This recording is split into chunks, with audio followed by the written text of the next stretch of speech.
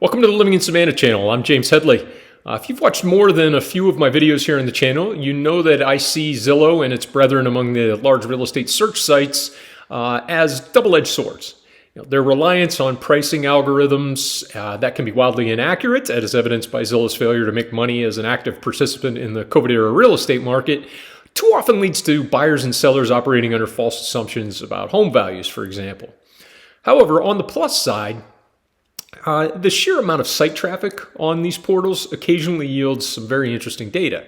In my next two episodes, beginning with today's, I'm going to take a look at the top 10 search terms that Zillow users deployed in 2023.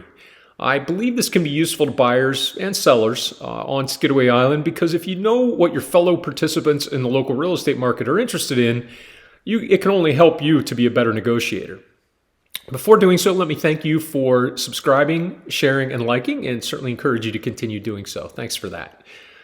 2023 was also the beginning of Zillow's integration of artificial intelligence into its search function. So this list of top 10 search terms also gives us a little additional nuance in terms of not just what terms prospective buyers were searching for, but what it was about them that was appealing. So for instance, beginning with number one on the list, it was a garage, and that further nuance was practical and convenient vehicle storage. Straightforward one here, right? But what should we be thinking about garages in the context of Skidaway Island real estate, since only a handful of condo options here wouldn't have one? Obviously, how large is the garage? 2-car, 3-car, or larger?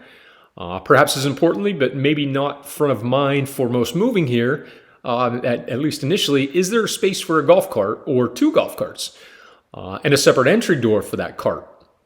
Keep in mind that it's not an uncommon occurrence for landings residents to go from a 2-car, 1 golf cart family to a 1-car, 2-cart house within a couple of years of moving here.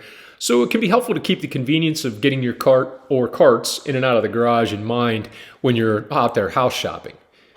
Number 2, backyard, a private outdoor retreat.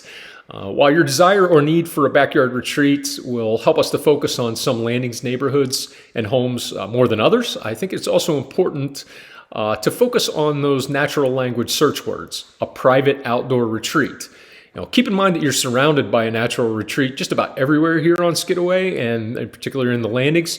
So you may want to weigh having your own large backyard versus other factors. And number 3, a fireplace.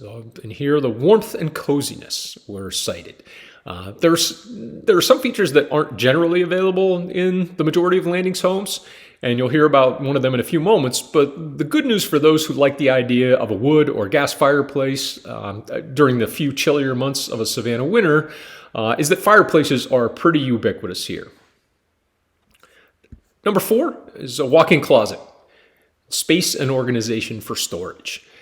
Unlike fireplaces, closet space is pretty much a universal want for buyers. And while your wardrobe may shift from business attire to golf and pickleball clothes when you move to the landings, you'll want to be sure that your new Skidaway home affords you plenty of storage space. And the good news is that with the average home sizes around 3,000 square feet in the landings, most homes will have plenty of space for even the most ardent clothes horses out there.